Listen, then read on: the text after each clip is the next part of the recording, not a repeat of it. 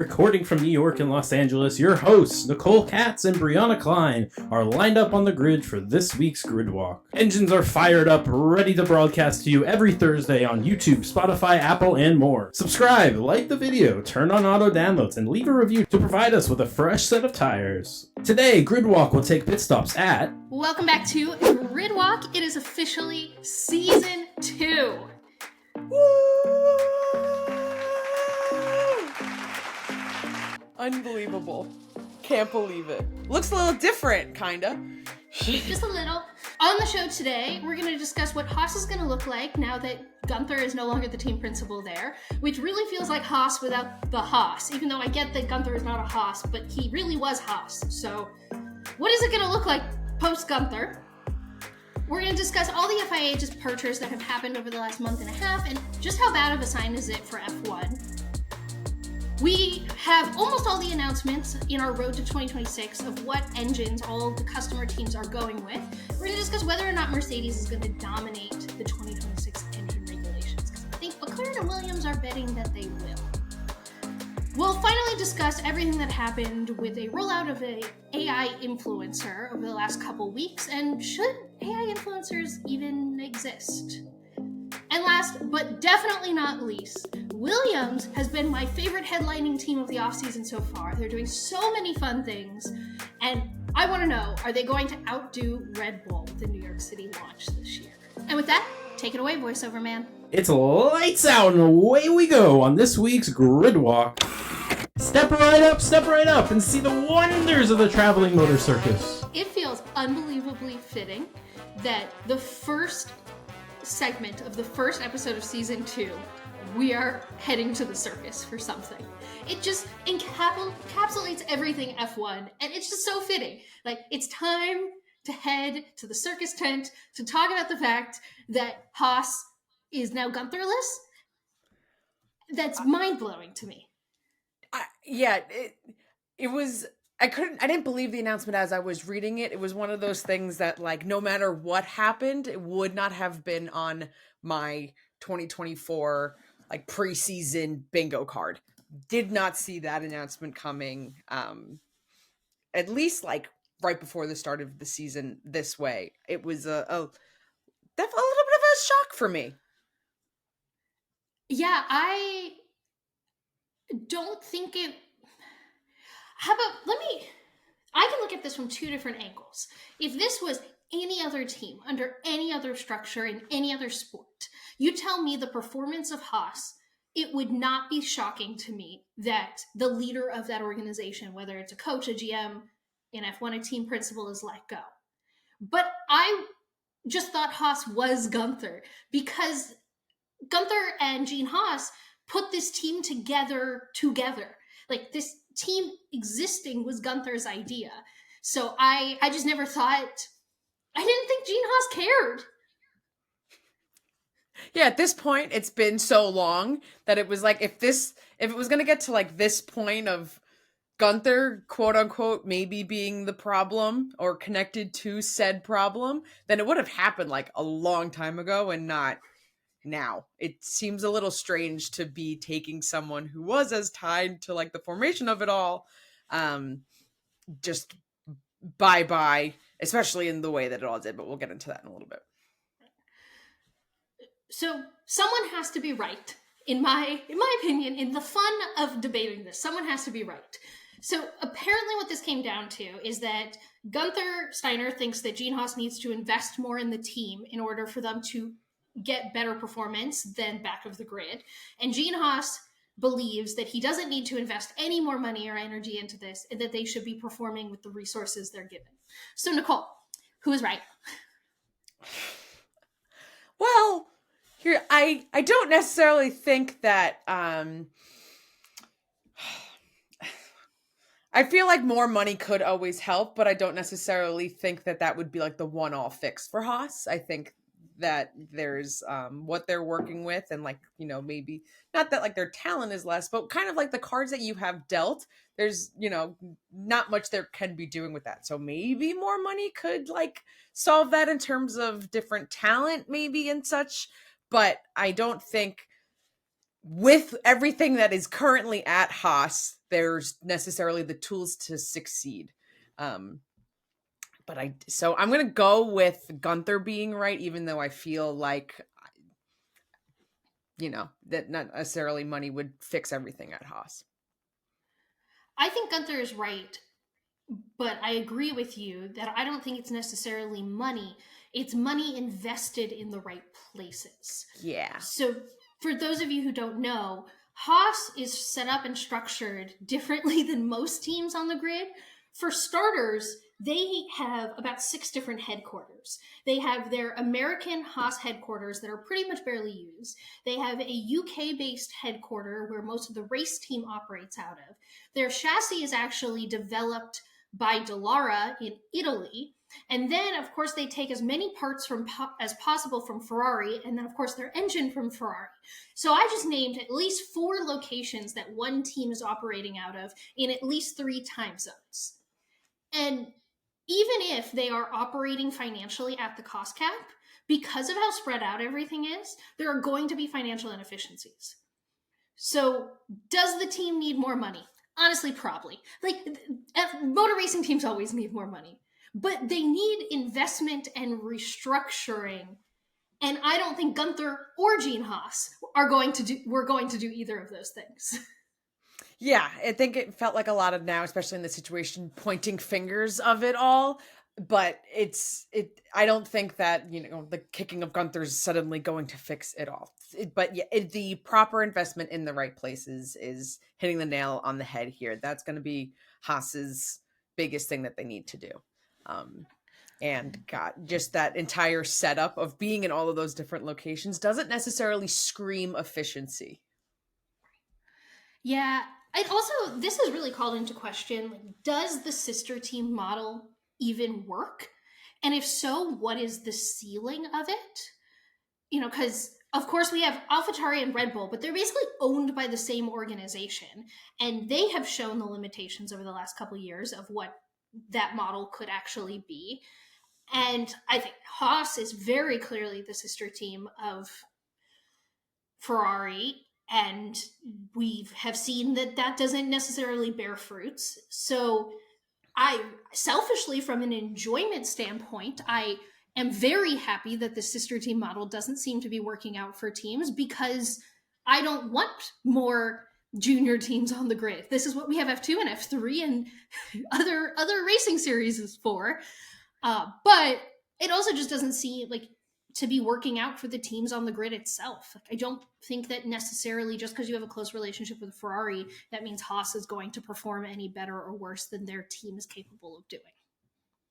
Yeah, I really am just against the sister team model, just in the fact that there's no way that there's always going to be one team that's stuck. There's always going to be one team that it's not going to begin to really outperform in a way, because that won't last long. So I think, but I don't also, to that point, I don't, at least right now in F1, see, unless there is a ruling put in place, I don't see that model changing, just because it's a team would rather, I think, exist, aka the Haas's or the AlphaTauris, than just not exist, but still be like that. It's such little sister energy. I don't know how else to explain it besides you're just gonna be there, but it's not gonna be as good and as much, and getting the hand-me-downs and XYZ type things. It just doesn't seem like this successful way.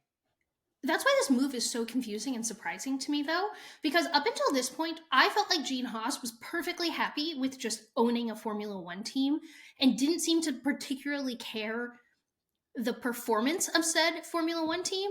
So it was yes, as long as it's financially stable and we will save costs by just borrowing as much from Ferrari as possible, and I have a Formula One team.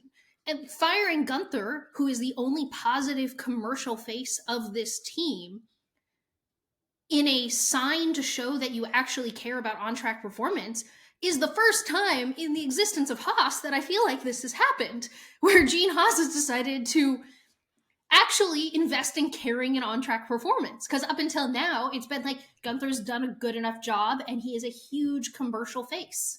And that's enough. Yeah.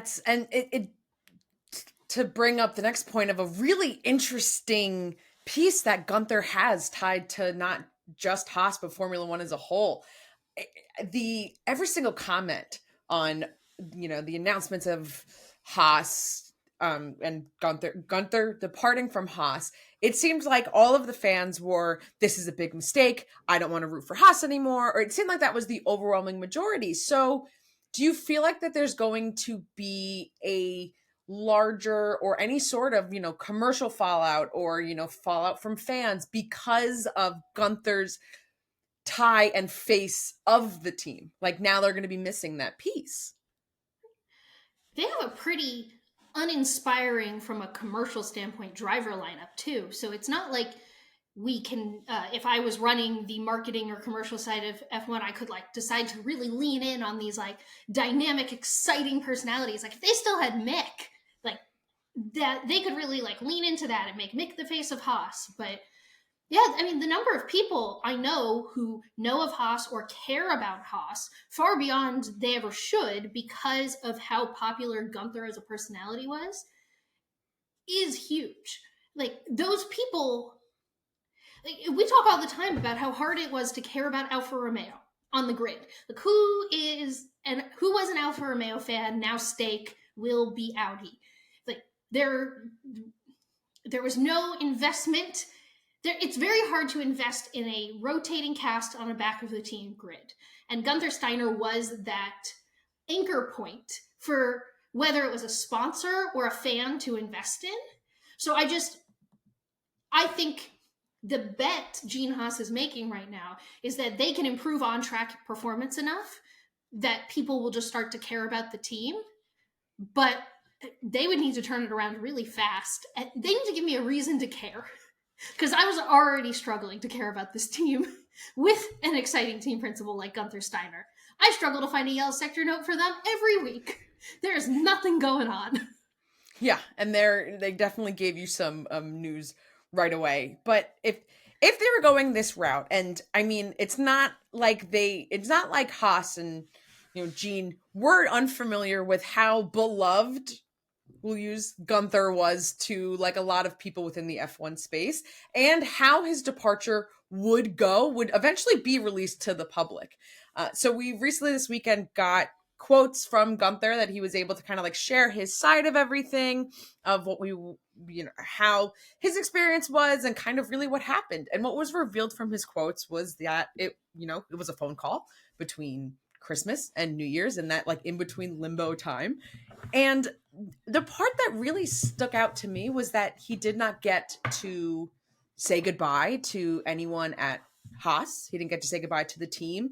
So Guenther's first public, acknowledgement of all of this, and before even talking about his side of it all, he wanted to take a moment to thank the people that he worked with, that he left at Haas, because he did not get to do that. And that already, if there wasn't a bad taste in someone's mouth about, this departure and whether just people loved him, there was a way that it maybe could have been handled, that it doesn't seem so now Haas versus Guenther, especially when you're wanting fans to then be rooting for Haas. You don't want to suddenly become the villain. There could have been some way that maybe it wasn't as explosive.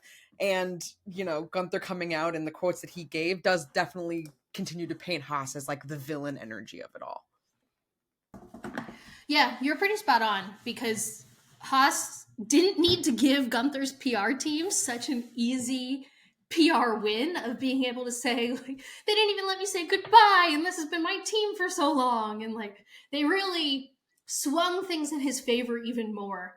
But a heel turn for Haas could be fun in the scope of F1. Yeah, it definitely, it could be interesting. I mean, depending if they, decide to lean into this energy, it's going to be very an interesting kind of development moving forward. And, Guenther leaves being in the role, I get to spend time with my family and this and that. Yeah, it definitely looks like an easy lob for Gunther's PR team, for sure. Well, before we wrap up, I think we should talk a little bit about Haas's new team principal. Their new team principal is Komatsu. He has been in Formula One working for various teams since 2003. So not only is he incredibly recognizable because he always sat on the pit wall right next to Guenther, but he's just a face that's been in Formula One for years. So he started as an F1 tire engineer at BAR in 03. Then in 06, he moved and became a performance engineer at Renault. In 11, he became a race engineer at Renault, notably for Romain Grosjean. By 2015, he became the chief race engineer at the Lotus F1 team. And then he joined Haas in 2016 as their trackside engineering director. And he's been in that role up until now when he took over as team principal. So a new face. Not someone, even though he's been very notable in F1, not someone we've heard a lot from. So I'm excited to see his dynamic in the press conference, which of course is what I immediately go to. Because again, this is Haas. I'm not sitting here like, I wonder if this new team principal is going to make them a star team. Like, nah. But I'm just excited to see how are they going to entertain us? Like, is he going to be entertaining? Are we going to get a change in the driver lineup? Like, what? I mean, I don't think going into this year they'll shake it up that badly, but we keep talking about how boring Haas is. So I'm excited to see his version of Haas, and can they make it exciting and entertaining? Yesterday I was at the Peterson Museum in Los Angeles, Nicole, and I saw... For her birthday. It was her birthday. It was Briana's birthday yesterday. Yes. At the time of filming. Happy birthday, Briana. Thank you. And I saw one of the coolest cars I've ever seen. It's a historic moment in F1 history. I saw the car that Lewis Hamilton had to jump into because his car at the Vegas GP broke down and he had to ride around the track with Sergio Perez. And I thought you were going to say Lightning McQueen. I saw him too. But yes, the emergency Lewis Hamilton driver parade car with Sergio. Yeah, it was a great emergency pairing put together, and they're definitely purposely leaving those stickers on those cars for probably as long as they can. I also saw the Fernando Alonso sticker, the Max Verstappen sticker. I also, of course, saw a bunch of historic F1 cars, but those were there the last time I was there. And it just felt like a bigger deal. Oh, but there was an F1 car there that wasn't a part of the collection when we went about this time last year. It is Sergio Perez's race-winning Racing Point car was there. Ooh, that's a fun one. I would have liked to see that one. Yeah, and the way I described it to the people I was with was, this is the reason that we currently have Sergio Perez in the second Red Bull seat. And that's why there's not really a lot of competition at Red Bull right now. It all goes back to that Racing Point. Yeah, which is, wow, I hate to give so much power in saying that to Racing Point, but yeah, kind of. If you really want to play like that domino effects meme, like that's exactly why we are where we are right now. Nicole and Briana are venturing into the wild, ready to get muddy, figuring out what the FIA zebras are currently up to. New season, new props. We love props! Ooh. I can see drama at the FIA. I can see absolutely nothing new. But somehow...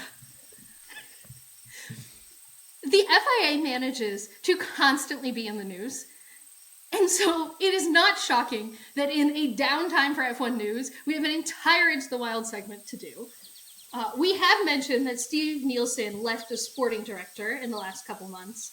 But now also Tim Goss is leaving his role as single-seater technical director, which means the FIA has lost their sporting regulations person and their technical regulations person for, well, single-seaters as a whole. But to what we care about, F1, how are things crazier?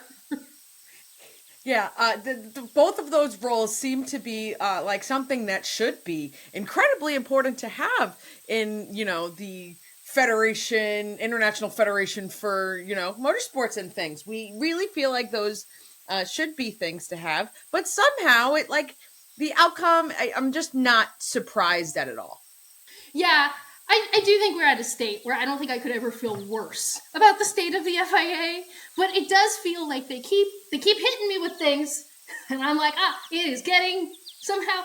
And look, it's not that I think these two people as humans, as adults with a job, are crucial. It's just, of course, what the FIA needs right now is more instability.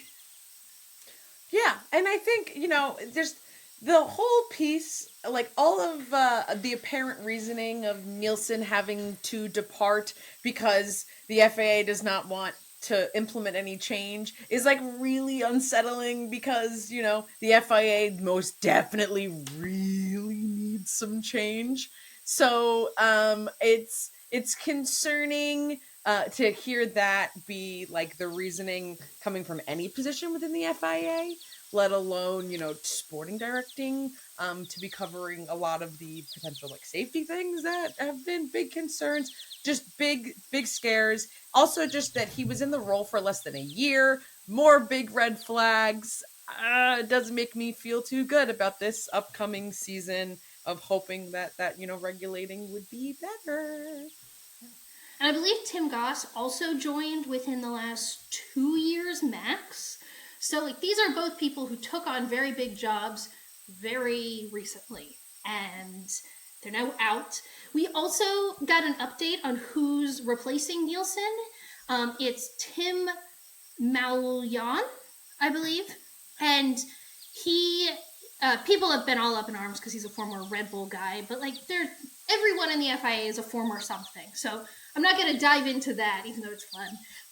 But his job for the last year or so is that he's been a project lead in the FIA's like remote stewarding center that we've seen do absolutely nothing. So this guy might be great, but it really doesn't boost my confidence that the current sporting director has been in charge of the off-site FIA regulations sporting center that we've seen no positive impact from the sport on existing, because things just seem to get messier since they implemented that. So again, I know nothing about Tim personally. He probably is a great guy, and like I'm excited for him to get a promotion. But this promotion is doing nothing to make me feel better about the current state of the FIA and regulating F1. Yeah, definitely also does not give me any good vibes about it. I think my opinion about who was ever going to come in as a replacement, it didn't really matter, because if the big issue was that like the FIA doesn't feel like implementing change, then they'll either just have someone come in, try to do it, and once again they leave, or they're going to have someone come in that's very complacent with the way that things are. Don't know a lot about Tim, but given previous factors, maybe it could be this way or not. I don't know. Doesn't feel good is really where I'm at for it. Do you think that this is the end of major announcements we're going to get about FIA leadership leaving? Or do you think this is the beginning of a trend we're going to continue to see at least over the next month or two leading up to the season? I do not feel like this is the end, whether it's like before the season or throughout the season, given how other things happen, if other instances go down. But usually when things, I'm a firm believer also things happening in threes. So you're at like 1, 2, and then it's like, yeah, it just, there's something inside the house and people are starting to get a little bit fed up with it, at least, and maybe that will spark change eventually, or maybe not. And who knows what it'll all come down to, but I don't think we're done. Yeah, I think that the cat is too far out of the hat, or whatever random weird metaphor you want right now. And I don't mean that in people leaving the FIA. I actually mean that in F1 is now operated too far to a point, like every other major sports league. And every other major sports league controls its refereeing. And they do it to less of a headache than what it is now. Like, in every year past, I think F1 as an entity has been equal chaos to the FIA. So they both could kind of like be like, that's your problem. Well, I'm a mess over here. But F1, it now runs itself too much like a professional business that I think it's going to continue to be chaos over in the FIA until F1 decides to actually leave, or F1 is able to use enough political leverage to get the FIA to also operate like a fully functioning business that isn't a mess. My brain was just like, oh, look, another reason for F1 to just totally kind of tell the FIA to F off. But, that's what we're seeing on this for, Safari today. More drama, probably before we even drop this episode. Who would have thought? Not me. Just kidding. That's why we have this entire segment. Also, if you're only listening on audio, I don't normally talk about the visual bits, but we have some fun new visual bits, so you should hop over to YouTube and see how we've upgraded this segment this year. Regulation reset is coming. 2026 feels so far away, but it also feels like tomorrow. So this entire segment really messes with my brain. Yeah, it's trying. I'm so focused on 2024 right now that thinking 2026 is. It seems like, wow, that's so many races. Who knows what Formula One will even look like by that time that we get there in terms of drivers and team principals and teams on the grid. But at the same time, these regulations are going to be here before we know it. I also think as non-Red Bull fans, it centers me and makes me happy to think about 2026 as something that is close. So every new little bit of news, I gobble up. I'm like, yes, the next time Mercedes has a chance is kind of where my brain is. What will this world look like? What will it be? Will we be fine? Will there be change? So the big news that came out this week is that Williams is following McLaren in announcing that they're going to be staying as a Mercedes customer engine team from 2026 to 2030. This means a couple things. It means that Mercedes retains the title as the engine manufacturer with the most cars that are going to be on the grid. They're going to have 6 cars running their engines on the grid, which is both McLaren's, both Williams, and both Mercedes, of course. Red Bull Ford is going to have 4 with the Red Bulls and the AlphaTauri. And then the only team we haven't heard from yet is Haas. I'm just making the assumption that Haas is going to go with Ferrari, which means that Ferrari will also have 4 cars on the grid, and every other engine manufacturer that's joining will only have 2. So I feel like we now have an understanding of the 2026 engine landscape, and as a Mercedes girly, I'm excited about it. Yeah, I mean, we definitely always want. I think the option. I'm honestly trying to find the hope alarm, and I can't fork and find it. I look like my dad trying to read a menu. I'll hope alarm myself. This restaurant's too dark. There it is.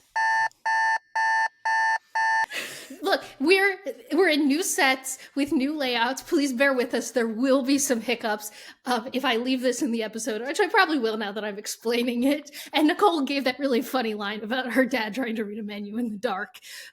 So bear with us for a couple episodes as we learn our new sets and where the media board is and everything. Okay, well, now that my brain has come back to reality, we can be Delulu, we can do whatever we want, because, wow, the more people that decide to choose a Mercedes engine, this means good things for us. Means good things because if it was the opposite, then they would not have the most engines on the grid. And that's simple math, and that's great, and it means a really good thing for 2026 us. So that's fine. So the next 2 years don't really matter unless some magic happens and, things go great for Mercedes, then it matters. If not, 2026, here we go, baby! Yeah, some background, if you're not a big nerd like me, data really, really matters. So the more cars you have running your engine, the more data collection you get on the performance of that engine. So more cars is better. And so Mercedes having the most cars means that they're going to have more data than any other engine to evaluate the performance of that. Also, we are currently in an engine freeze, so that's why we're not hearing a lot right now about engine updates and engine changes. But we hit 2026, and that engine freeze lifts with the new engines, which means the same way they're updating cars now, they finally get to go back to updating engines too. So more data can theoretically update better and quicker. I also just find it very comforting. McLaren, when they made their announcement, we talked about how they toured the Red Bull factory and still chose to be a Mercedes customer. Williams, I'm sure, had talks with every other team on the grid that's going to be producing an engine and still felt comfortable enough with the current state of the Mercedes engine program that they're working on leading into 2026, that they went with that. And despite it's been a couple down years that they can't fix because of an engine freeze for the Mercedes power unit, and the Honda power unit is the most powerful on the grid, that conveniently happened right before the engine freeze. No, I'm not salty about it, I promise. It is comforting to know that people who are making these decisions still feel confident in Mercedes, and I'm gonna follow and feel that confidence with them. And I right in that confidence with you. And with the two teams that you have between Williams and McLaren, not that they're both like back of the grid or like top of the grid, but whatever you want to say, they're both different enough from each other that you could say that they have different goals in what their race weekends look like. So where they see themselves developing, McLaren and Williams, very different goals of what they're at least hoping their 2024 looks like, 2025, 2026. So that they're both in the space of, I mean, McLaren had some incredible races last year that we were able to see things that had us sitting here being like, hi, Mercedes, you guys are riding the same engine. What's happening here that they know that you don't know? And then when you have Williams that, you know, Alex Albon can work some magic, and they had positive race weekends, but not the same as McLaren, that they're both in the place to be making decisions, and that they both have the faith in Mercedes that they both need to grow and hopefully perform well. It's great that they see Mercedes as the answer for different types of problems and goals. Yep, 100%. Yes, I agree with you. Yep. A reminder, Aston Martin isn't going to stay with Mercedes because they are going to become the Honda Works team. Red Bull is moving to Red Bull power chains. Ferrari is Ferrari. We're not talking about Alfa Romeo stake because they will be Audi at that point. I believe that is every other team on the grid. And Alpine is still running Renault engines, and I just forget they exist. So... Oh, yeah. Well, we'll see. Yeah. We'll see what goes on there. And gosh, the Andretti of it all, let's not even dig that up because we don't even have time. Nicole and Briana, a safety car has been deployed. Please speed up to reach the PR nightmare that has occurred. All right, disclaimer going into this. This is something that Nicole and I are both very emotional and angry about. And we want to talk to you all about it and share our thoughts and feelings. And it's probably going to be more feelings than thoughts. And that's okay. This is Gridwalk. We are the co-hosts and co-founders of Gridwalk, and this is our space to share these feelings. If you do not want to hear two women talk about how we felt about there being an AI woman created instead of hiring women for a job, you can use the time codes in the descriptions and completely skip over this section. And honestly, I wouldn't even be offended. Like, you do you, like... Also, just like protect your peace. Like, maybe it won't be helpful or feel good to you to listen to us vent to each other about this, and that's fine too. So this is your disclaimer. This is your warning. Oh my God, Nicole, I can't believe this happened. I feel like we live in a dystopian society. This was one of those where I'm like, this was a room of men. This is the corporate Mattel room in the Barbie movie led by Will Ferrell that was like, we're going to decide that this is definitely a good idea. And there was no woman in the room to raise their hand to be like, I'll give you 5 reasons right away why this will offend people, upset people, and just not be a great idea. Right. Like, my brain instantly wants to go to the practical, here is why this sucks, even just from the implementation from a practicality standpoint. Like, it is so much harder to build a fake AI generated person to create content for you than to just hire influencers, many of which who might even be able to do this for free for you, just for like access. Like, you give an influencer access, they'll create content for you. And I'm not saying people shouldn't be paid, because they should, but that there is no the only reason you could explain this AI influencer being a better idea from a practicality standpoint is that you don't actually need to talk to women. You could make women say the words you want them to say without having to actually speak to someone. It's all insane. It's so my brain could not get around the like piece of how obvious it is right now that like women representation in motorsports is important, because I can wholeheartedly tell you the decision behind this. Someone was like, this is great. We're going to have an AI influencer, but an AI influencer that's a woman, because you got to tell the AI something. You have to tell. And that is a conscious choice that someone thought was going to be received positively and didn't think, wow, all of the females in motorsports that we could highlight and give an opportunity to maybe do something to work with for like a million reasons of why the females that are in motorsports present value, they immediately threw that out the window.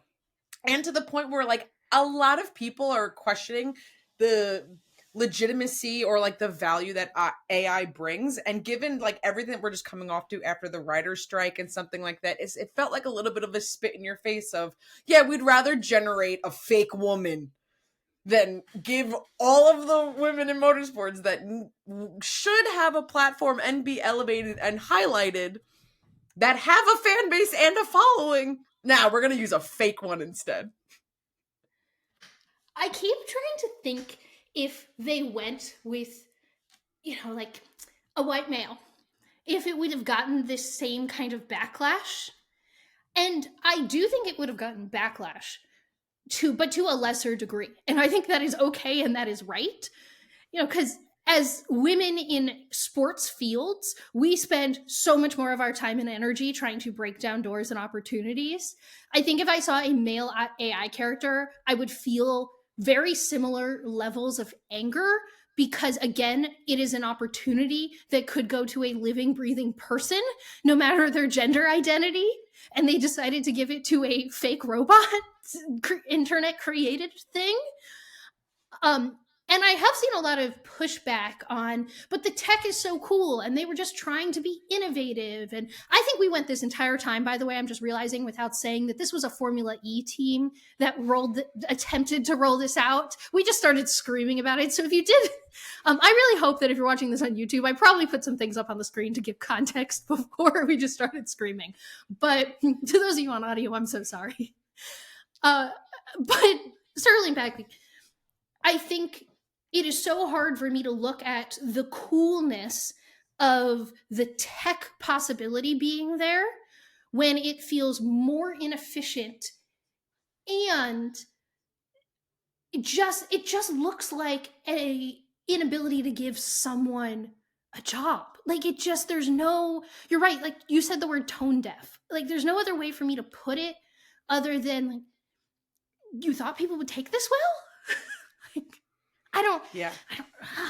It's a really not being able to read the room of kind of like understanding how this is going to be perceived. One of the biggest parts of marketing is like really sitting down and thinking about every person that would consume this and think about every wrong thing, right thing, and just overall how it could be perceived. And it really seems like that was like jumped over on this one. Just... And AI isn't inherently bad. And I know that the last year has been a revolution in people talking about AI and us learning what AI's possibilities are. And a rule of thumb I have in my non-grid walk day-to-day life when trying to consider whether to use AI is this actually more efficient than using a real person?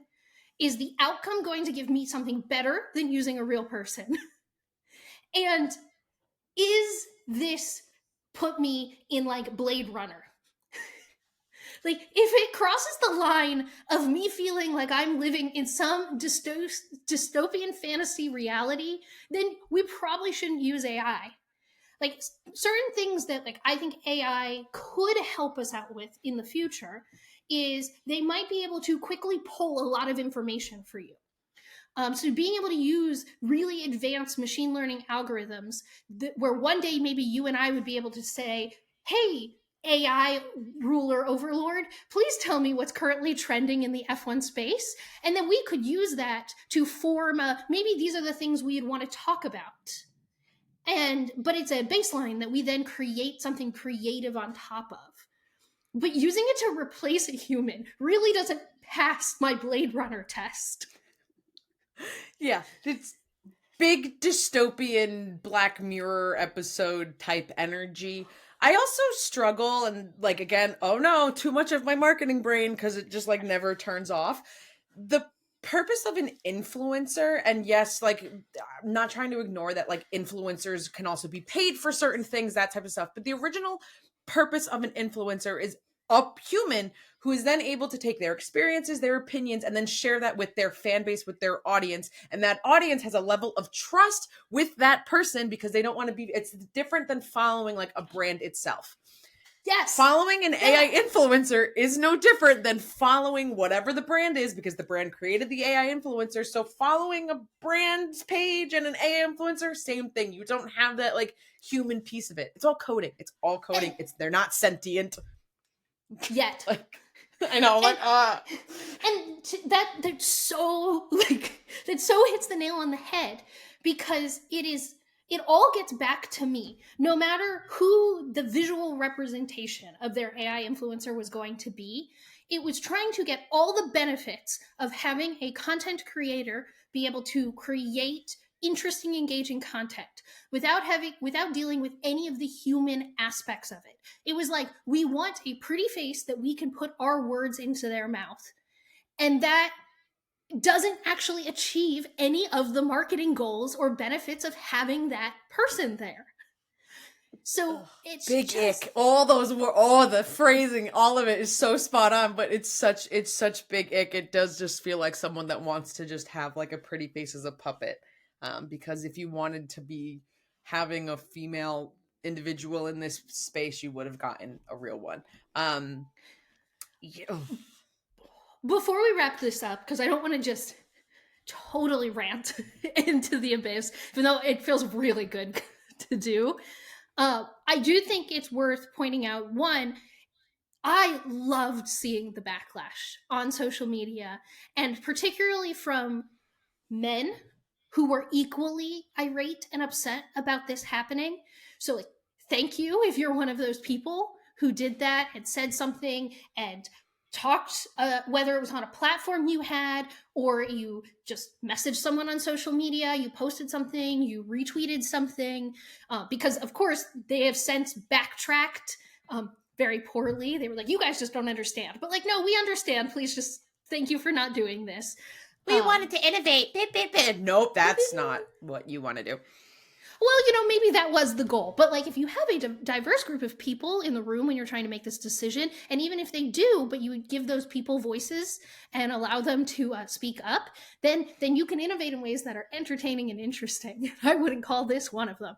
But so I do, like, it was very nice and comforting to see the motorsports community as a whole kind of all raise their hands and be like, this is not good. We do not like this. So that probably is something that maybe even 2 years ago wouldn't have happened, that there wouldn't have been such a groundswell of people being like, no. You did this wrong. Right. And this is where public shaming, I think, is positive, where we all just like politely raised our hands and we're like, no, thank you. And here's why. And now it's not happening. But I do want to point out the idea of having an on-track, behind-the-scenes influencer was a good one. And I want to make sure that teams out there understand that inviting content creators, or even having a content creator you work with for an entire season to give behind-the-scenes information, is a really, really good idea. We just want you to hire one of the thousands and thousands of people who do have a following, who have a voice and could create interesting, engaging content for you to actually be posting that. Yeah, you don't need to create someone. I promise you a lot of people are out there and willing to do it. And if you're worried about the finances of that, one of the really cool things about motorsports is that it is global. So if you, like, this is something I was brainstorming, and all motorsports teams, all sports teams could take this and for free. Here's my idea for you for free, is grab a local influencer in every city you go to. So F1 is visiting 24 different cities across the entire globe. And if you're an F1 team and you want to create more behind the scenes content, I guarantee you there is an influencer who has a major following or creates engaging, interesting content in the city you're attending. So you don't have to pay for flights and you don't have to pay for hotels for them. And they'll definitely work with you and come and create this kind of behind the scenes content with you. If you need help, I am more than happy to give you the list of 24 people you should hire in 24 cities. So it's just, don't shy away from this idea. Just do it with real people. Right. It's like that whole thing where you're hoping it's like the success of the Barbie movie. You don't want there to be more movies about toys. Like, just because people were upset about like this behind the scenes AI influencer wasn't because it was a behind the scenes AI influencer. Like, it's like, don't do it because like this happened. Do it just the right way and for the right reasons. Take the right thing away. Don't make more movies about toys. Make more movies about the female experience. Like, don't think we don't want behind the scenes content. We just want it made by a living, breathing human that doesn't make me feel like I'm living in a dystopian society. So in a lot of my like setup was taking things from my work desk and now putting it on this desk. And something that I realized was just a bit for myself. On my desk, I've had my 2 little Formula 1 cars. And then I've had this Elmo. It's a bath toy Elmo. And I put one of my keychains broke. So it's Pit Stop Elmo. And he holds my tire. It's Pit Stop Elmo. And he does have a bath toy in his hand. We ignore that. And he's, it's tools. Pit Stop Elmo coming to a child's playset near you.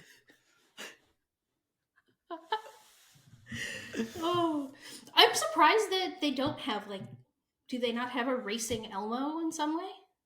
They might. This is a childhood toy. I found this and I was like, ooh, I love Elmo. And I had him on my desk holding a little tire.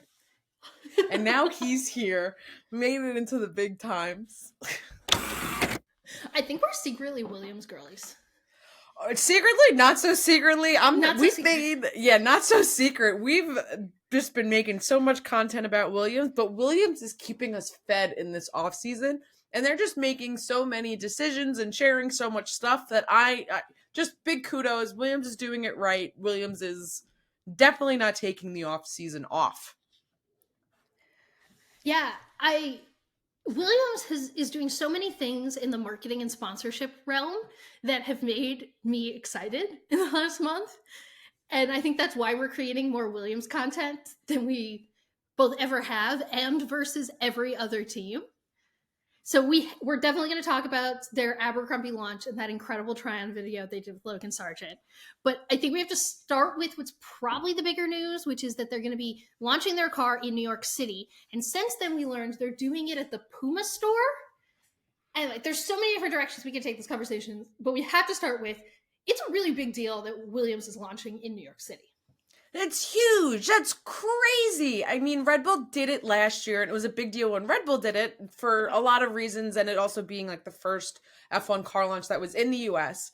So then just for another team, and Williams coming in to do it this year, continues to speak about F1 popularity in the US, but particularly a city like New York comes with so much access to business, access to entertainment, just access to people. It is really a major hub in the US for so many different types of things. So it's such a smart decision and exciting decision, removing that, hi, I'm in New York, Williams. If you need someone to just, take up space so it doesn't look like no one is there, I'll totally take one for the team. And I can be there in an hour or less. And there's so many things about it that are getting me excited for the season, excited for Williams, that I just know that they're going to handle this situation really, really well and be impressive. Yeah, there's 3 US races and none of them are in what I would call the major entertainment centers of the country. Vegas is Vegas, but it's a very specific thing. And Miami is more, we always joke that Miami is the most northern point of South America and not the most southern point of North America. Yeah. Of America. But and then Austin is this, cool, fun city. But New York is in every movie ever for a reason. Like, New York is New York. It is the business, fashion, entertainment hub of the country.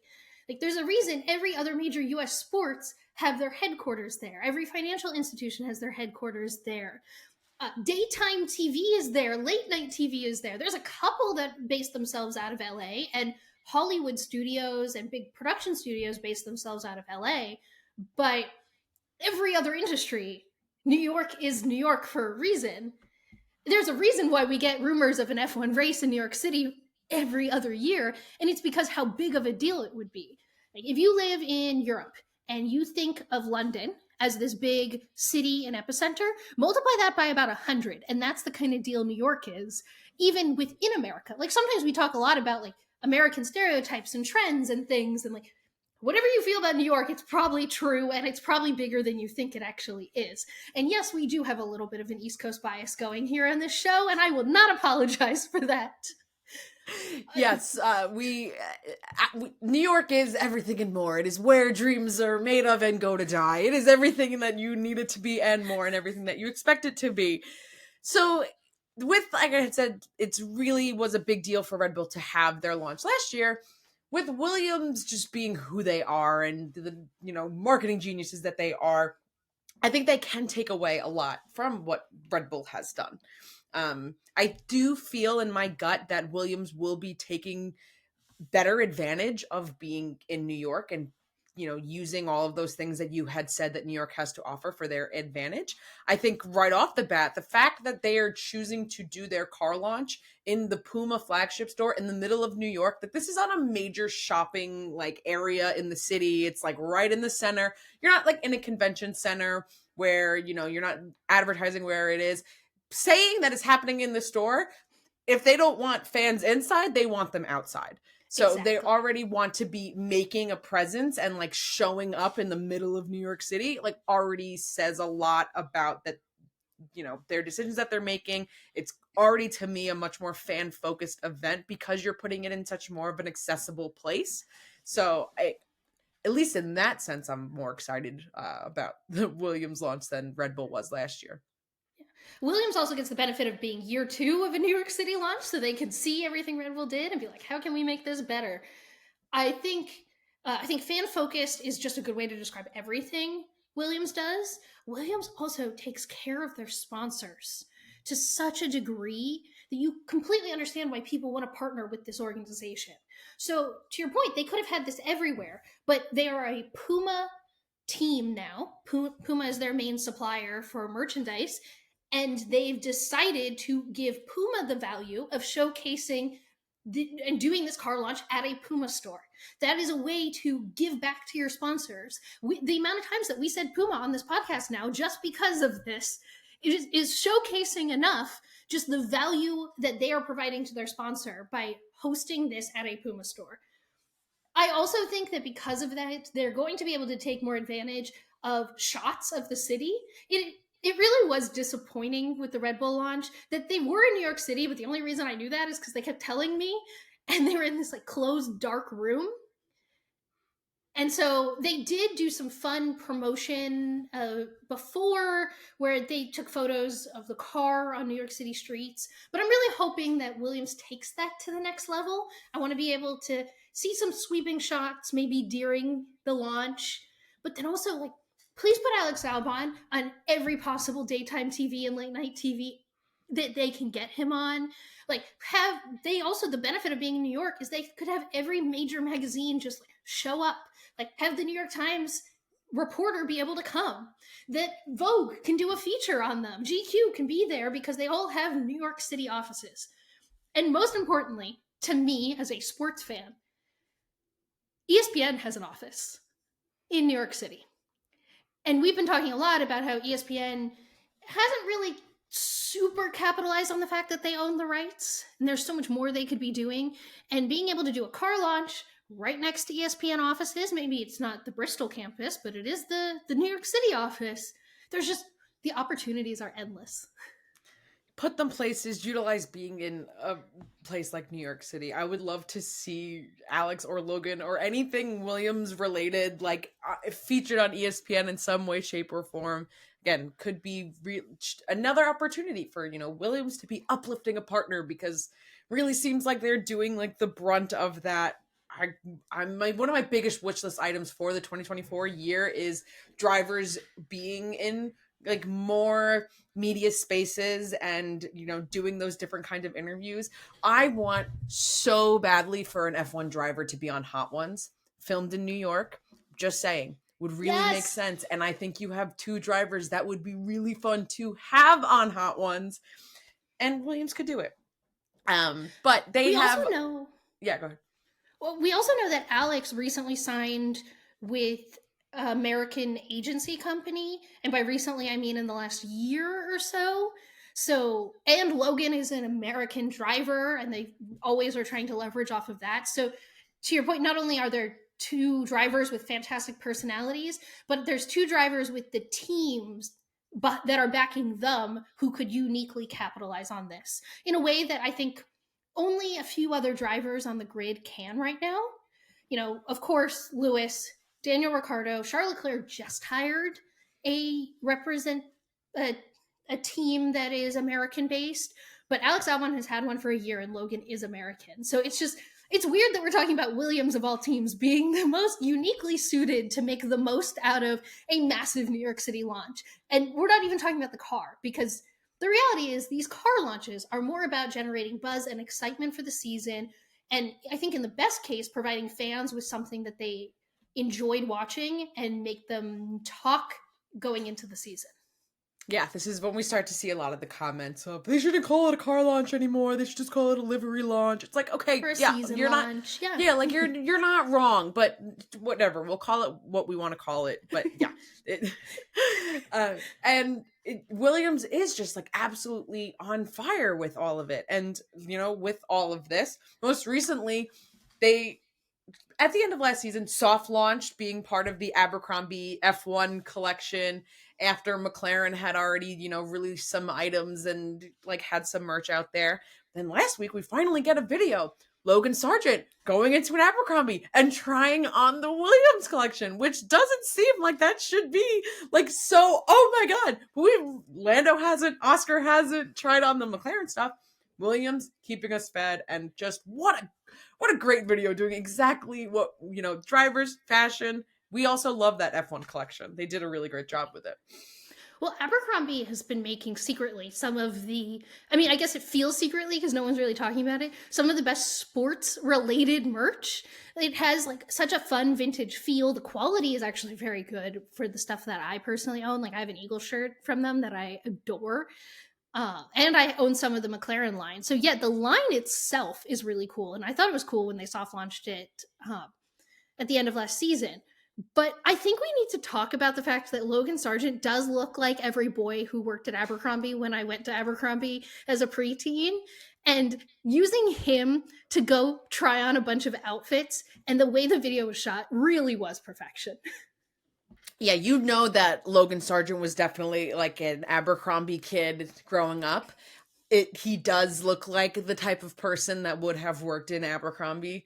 Except Nicole, he's the generation below us, which means that when he was a preteen, that Abercrombie wasn't cool. Unlike when we were a preteen, and so maybe he was really in Abercrombie Kids, like he was really in Abercrombie Kids, and I think it was again one of those Williams choosing to be working with the partner and creating content that is valuable for them and for Abercrombie. And also in terms of like Logan's team, we've seen him like try to begin getting involved in fashion. I would love to see him start bringing that to the grid, because in my eyes, that's when you really start to see a driver like say that they are, committed to the fashion game, which we really only see Zhou and Lewis doing consistently enough to say that it counts.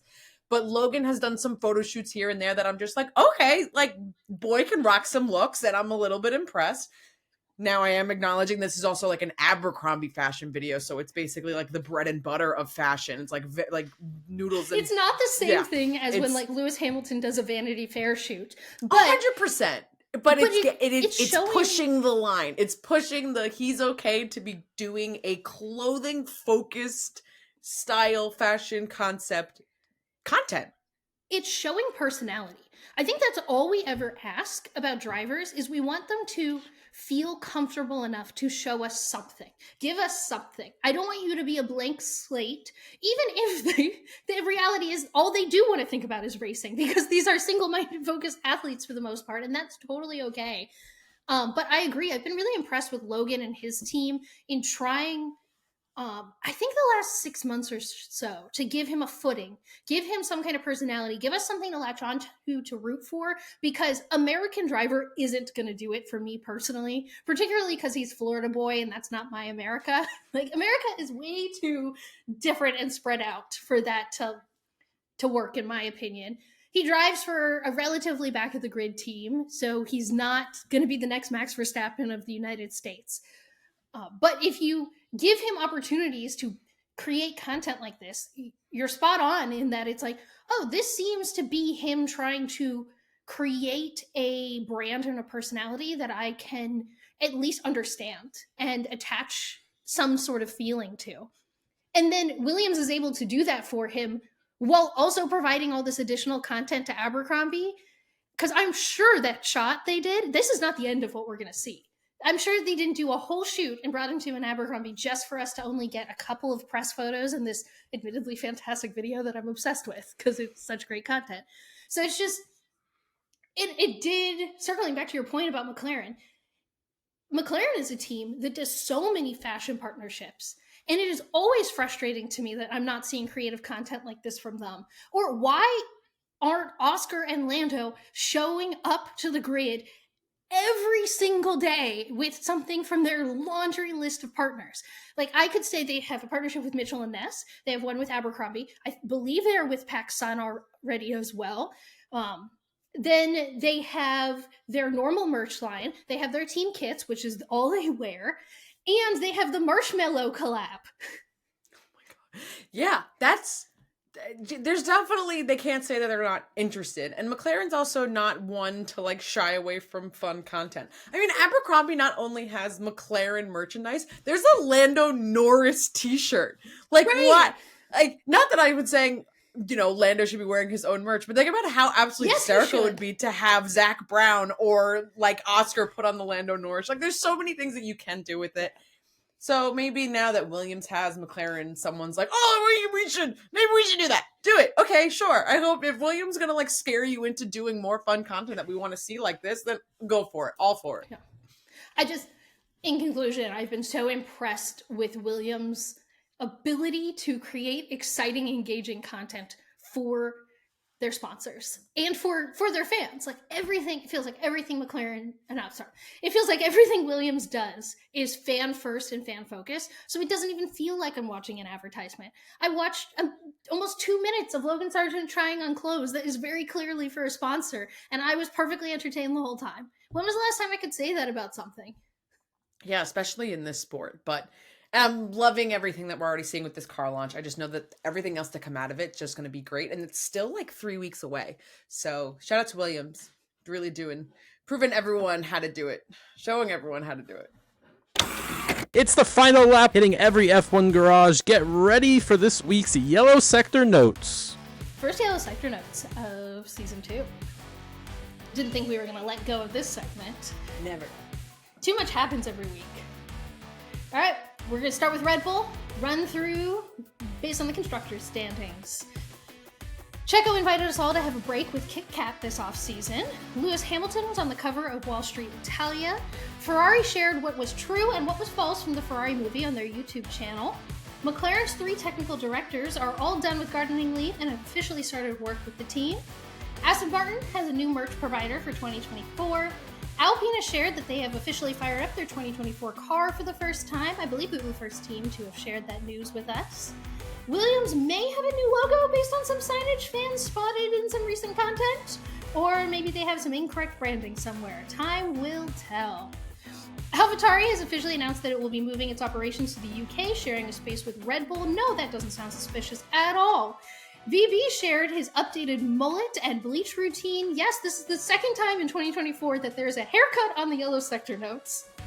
And last but not least, K-Mag did a Q&A video with his personal sponsor, Admin by Request. That is the grid walk for January 18th, 2024 completed. How was my sector time today, Nicole? Faster than we built all of these new sets and this furniture with our bare hands. Thank you for listening to this week's episode of Grid Walk. Thank you to our co-creators, Nicole Katz and Briana Klein. Thank you to our four-legged executive producers and me, voiceover man. Don't forget to subscribe, like the video, turn on auto downloads, and leave a review to provide us with a fresh set of tires for the next week's show. You can follow us on social media at Gridwalk Show for daily content. We will be back to walk the Formula One grid every Thursday, and we will see you for the post-Grid Walk debrief in the comments. But today really felt like a grid start of something new. Happy season 2!